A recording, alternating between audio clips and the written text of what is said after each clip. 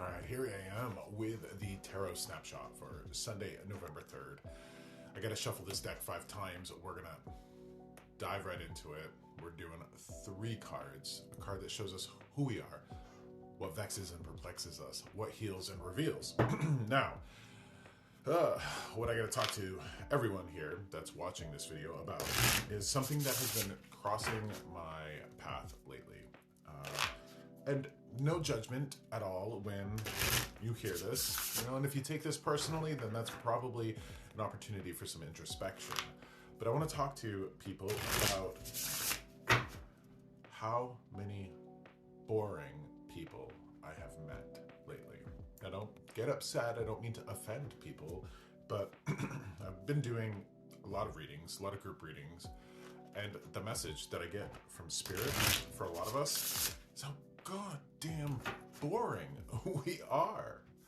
This life of ours, whether you like it or not, is temporary. It's a vacation. When we die, we go home. While we're here, we're on vacation. And what is a vacation but a temporary place where we're supposed to enjoy ourselves? Now, I don't know about you, but I want to make the most of this life that I'm given. I think that you could probably relate to that, at least the desire. And I want to make sure that every ancestor, every grandparent, everybody that would have ever come before me, I want to make sure that their efforts are worth it. And I want to live as brightly and colorfully and exciting as possible. And I'm not going to waste the one precious life that I have by beating myself up over things that I would never want another human being to beat themselves up over. Think about how many women especially would live 60, 70, 80 years of their lives and hate their body to only die and get to spirit and go, I was beautiful. That was the body that let me dance and eat cheeseburgers and birth my babies or what have you. There's so much missed opportunity in this world to live a colorful, exotic, safe, abundant, joyful life. And I don't know how many people that I have crossed paths with that are absolutely living in turmoil and torment that they could do a great deal about. I just sat with somebody and I asked them, do you have any regrets? Like, think of your one greatest regret. They had it like that. And I said, think about if your brother had it, if your child had it, if your best friend had it. And this man looked right at me and he said, I'd never want them to feel the way I do. Okay. I asked him, what would you tell them if they did feel the way you do? And he told me, and I asked him, why aren't you telling yourself that? And it was like a light bulb went off because I was channeling his dead father for him. And I was like, well, your dad watches you. He's with you. What do you think your dad wants for you if for some reason you swapped places with him? And you were in spirit and he was in death. What would you want for your dad?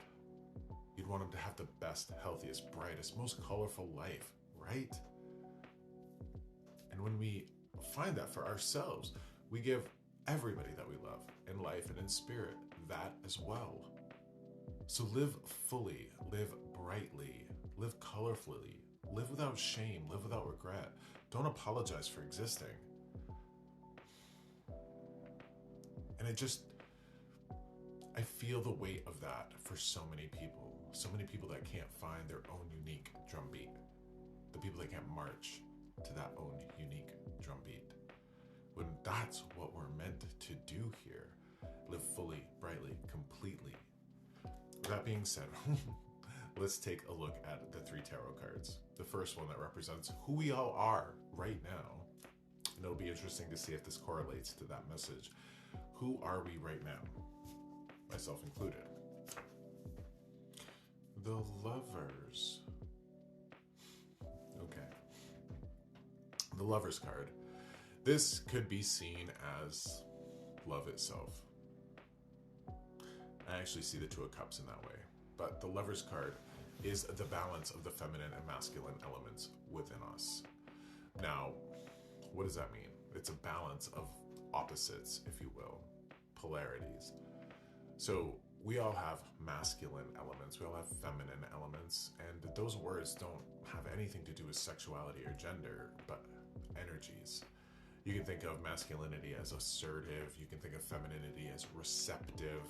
You know, if you think of, the sun is that which casts a light, and the moon that which absorbs the light and perhaps even bounces it back. There are these, opposites in this world, up and down, hot and cold. We've got to balance that within ourselves. But if you could look at it through the lens of what I was just talking about, we all carry love within us. We do. We know what we would tell our child or our best friend or our loved one if they were struggling. Why don't we tell that to ourselves? So there's a lot to be said for this card in the way that, hey, you have love. Why aren't you giving it to yourself? Now, I have a grandmother in spirit that suffered greatly in this world, and I want her to rest in peace. The best thing I can do to make sure she rests in peace is for me to live in peace. The last thing I'm going to do is be an asshole to her grandson. That's the last thing I'm going to do. Next card that vexes and perplexes us is this. The Fool. We don't know how to be playful. Look at this character. Joyful, taking a leap of faith, just having faith. This is a card of ultimate faith, play, childlike wonder in this world. We should all be knowing childlike wonder as much as possible. Doesn't mean that we should be childish, but we should be childlike. Huge, huge difference. Now, we get taught at a very early age to not use your imagination. And, the last time I talked about problems with public education and upset a teacher, she took it personally. And I don't mean to talk poorly about teachers who have devoted their lives to public education, but there are huge problems with public education, indoctrination, giving people an authority figure. Yeah, I mean, in that way, I'm much more about the Montessori type of school than I am about public education. I think that there's a lot of fair things to be said around that. And I think Montessori schools, well, they teach us to be playful and to not take things too seriously. And those types of environments help us find our unique abilities, not pushing us into these molds, not forcing or really highly encouraging every child to go to college. There's so many problems with the way we are all raised in our world. And I think a lot of it teaches us to be fuddy-duddies, to take life far too seriously, when none of it matters, really. I mean, in 100 years, you're not going to be around. Your efforts, though, and how you lived your life fully, completely, individually, well, that's going to be around. The way you might inspire other people or teach your own kids how to be well so they can teach their kids how to be well, and on and on and on. Those efforts are going to be around. What your neighbor cares about you because of the clothes you wear, in 100 years, it's not going to matter. To live fearlessly, and that's what the Fool does. To live fearlessly is to live with love. I'm going to love this life, I'm going to love myself, I'm going to love my grandmother, and I'm going to live completely and fully. And I can only hope to inspire others to do the same. Let's take a look at the card that heals and reveals. King of Cups, it's Gomez Addams. I love it. This is who I associate with the King of Cups, Gomez Addams, from the Addams family. Live fully, live with character, live with color.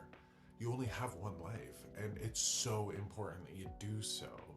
I mean, tattoos and all that, well, it's impermanent, but I'm going to get the most out of it. I'm going to be an art piece because life is full of art. Remember that your life is a blank canvas and that you're here to play and have fun. Take care of others, but most especially, know joy.